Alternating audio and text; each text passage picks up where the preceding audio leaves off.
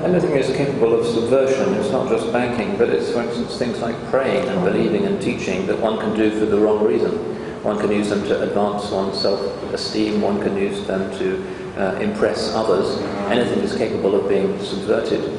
So it is very often the case that the forms of the economic and political infrastructure proposed by various Islamist movements can become vehicles for egotism and oppression.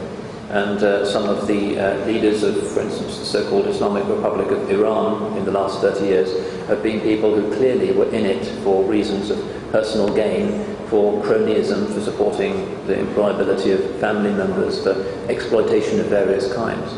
That's just human nature, I'm afraid. But Islam is ultimately optimistic about the reformability of the public realm.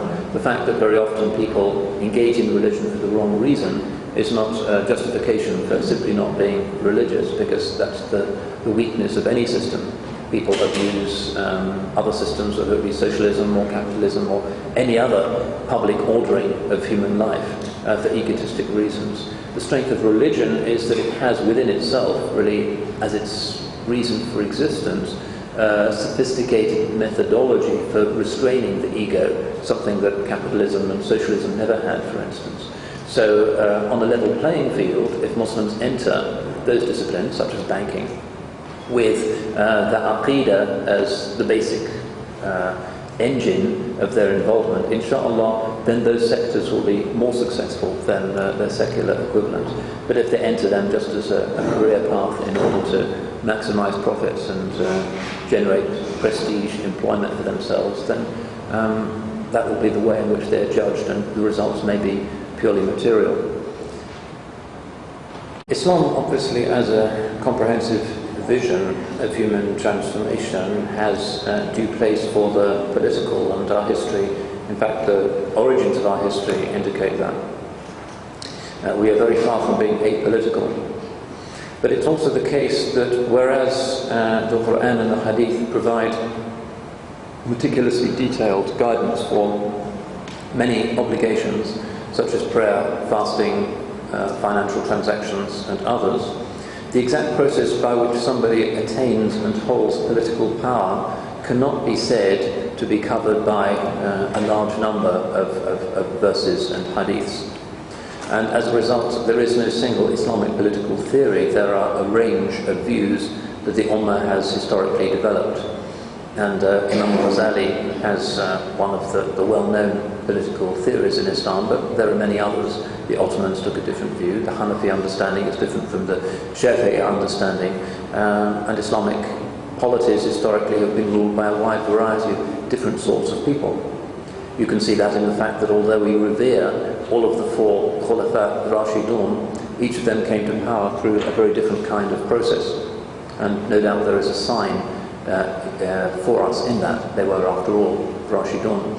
So in the current situation, rather than imposing a single totalitarian model of what an Islamic state or an Islamic political process has to look like, or what the agenda of an Islamic political formation or party has to be, I think we need to look at the foundations of our tradition, which is that the Sharia is about the transformation of society through the instantiation of mercy.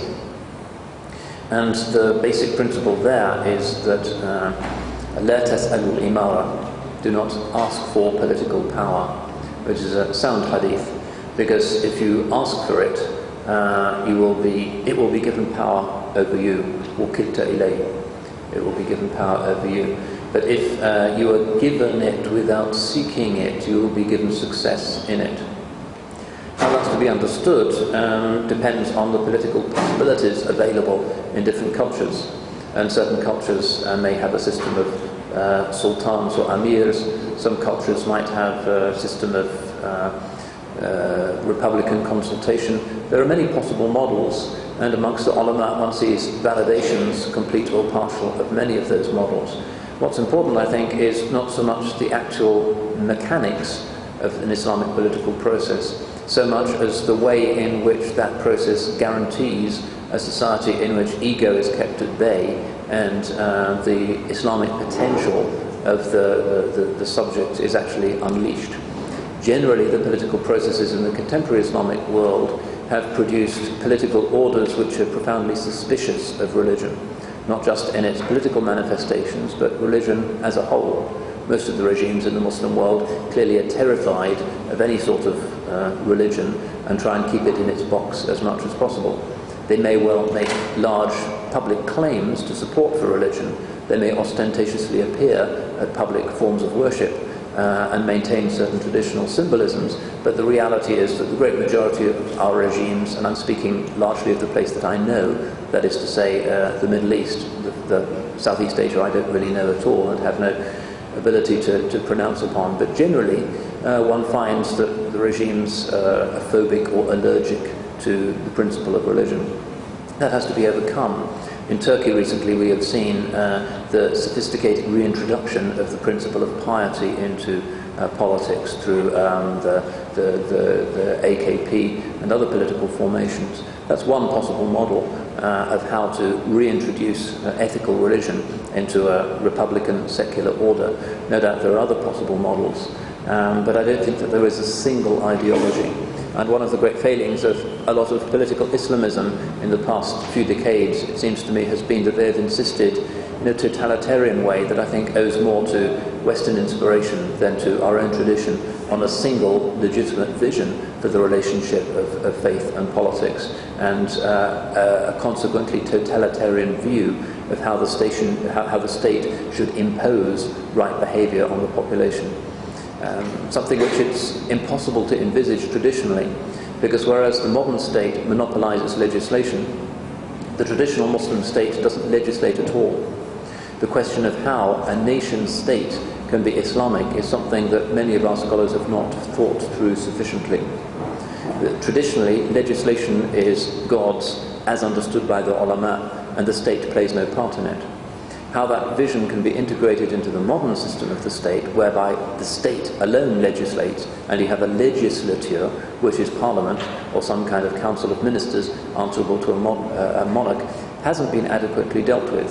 And this is a question that has appeared in various Muslim constitutional crises since the Tanzimat reforms in the Ottoman Empire, when the Ottomans joined in 1856 the Concert of Europe, and the state increasingly assumed the role of legislator with the promulgation of the Mudawwana, which was a basically Hanafi Sharia code, which was formulated by instruments of the state, really for the first time that had happened in Islamic history. I don't think that we have thought through the long-term implications of that, or the possibility of returning to a more traditional model, whether it is possible to have, as a component in the modern patchwork of nation-states, a political formation which actually strips the state of the power to legislate. I'm not sure that that's a question that has even arisen in a lot of Islamist circles, because they tend to accept the Western model of the state as having a monopolistic power over legislation. Maybe one more question. Thank you. Well, the situation we have in Western Europe at the moment is anomalous in that the different European Union member states have their own particular constitutional arrangement or settlement with religion, so that generally in European countries the state contributes to the maintenance of Christian places of worship, which is the case in France, for instance. All historic churches in France, the great majority of French churches are pre-1900, and hence the maintenance of those buildings is actually the duty of the state, despite the state's official secularism. And there are similar arrangements in Germany. Very often theology faculties and seminaries are supported by the taxpayers. That's certainly the case in Germany, Denmark, and a lot of other European countries. The issue is really not whether we Europeans want some American model of a radical separation, but rather whether our traditional model of state involvement in the promotion of religion should continue to promote just one kind of religion, or should promote minority religions as well. In practice in England, very often Muslim communities are supported by at least local government, in that local government very often will make subsidies available to Muslims who wish to establish mosques.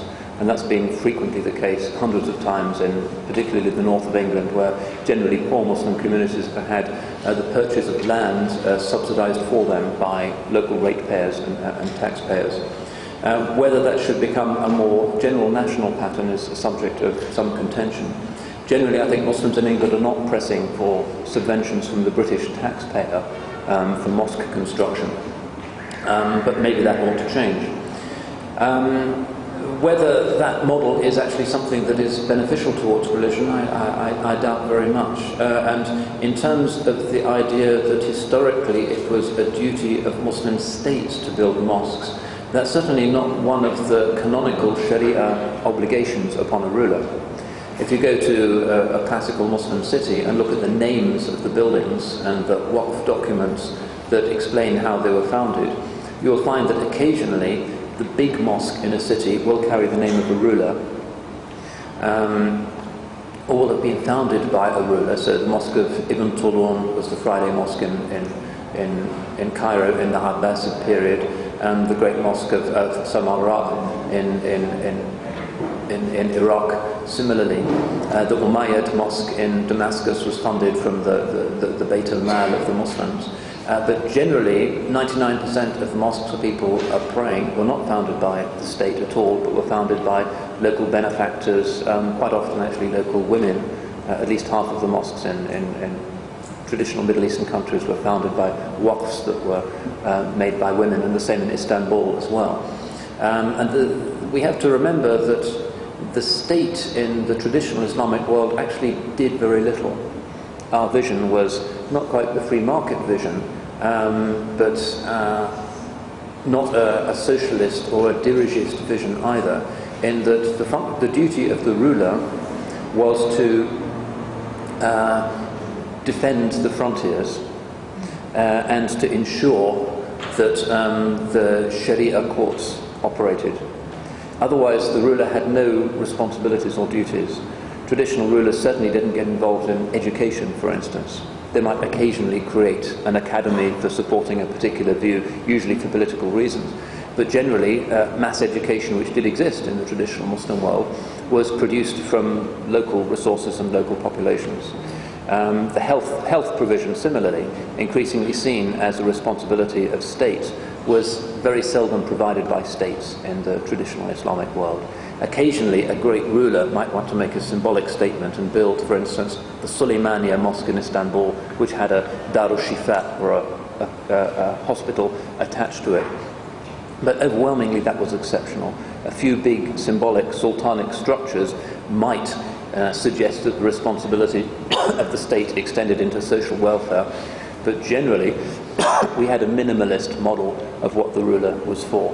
The government was basically there to make sure that the barbarians didn't cross the frontiers, and that there was a qadi who could deal with internal issues of legal boundaries. Otherwise, the sultan just stayed in his palace with his dancing girls and whatever, and everybody kind of forgot about him. And if you read, for instance, travellers' stories from the Ottoman Empire in the late 19th century, Marmaduke Pickthall, who translated the Quran into English, when he was only 18 or 19, travelled a lot in the Ottoman Middle East, in Syria, Palestine. And he said most Ottoman citizens at the time never engaged with the state. They just had nothing to do with it, because communities were self-governing. There would be a village headman appointed by the village itself, the qadi would come from the community, and people just had nothing to do with the government ever.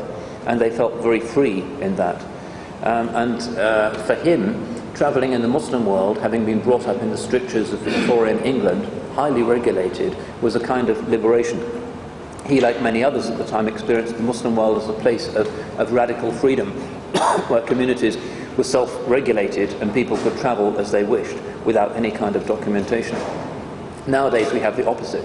We have a rhetoric of global freedom, but in reality everybody wants your retina scan, and the cameras following you wherever you go, and every credit card transaction is notified to some obscure central agency. And in practice we are intensely monitored, and we have, simply by the dint of the fact that there are so many laws now imposed on us, far fewer freedoms than was the case in a traditional Islamic order, where people did have a radical type of freedom. So that's a kind of answer to your question, but it's counterintuitive for a lot of modern Muslims to assume that what we want is a model of an Islamic state that dictates education, that dictates healthcare, that performs an almost socialist function. Historically, that would have been a real aberration. It has nothing to do with the traditional model of the organisation of public religion, and the creation of mosques is something similar.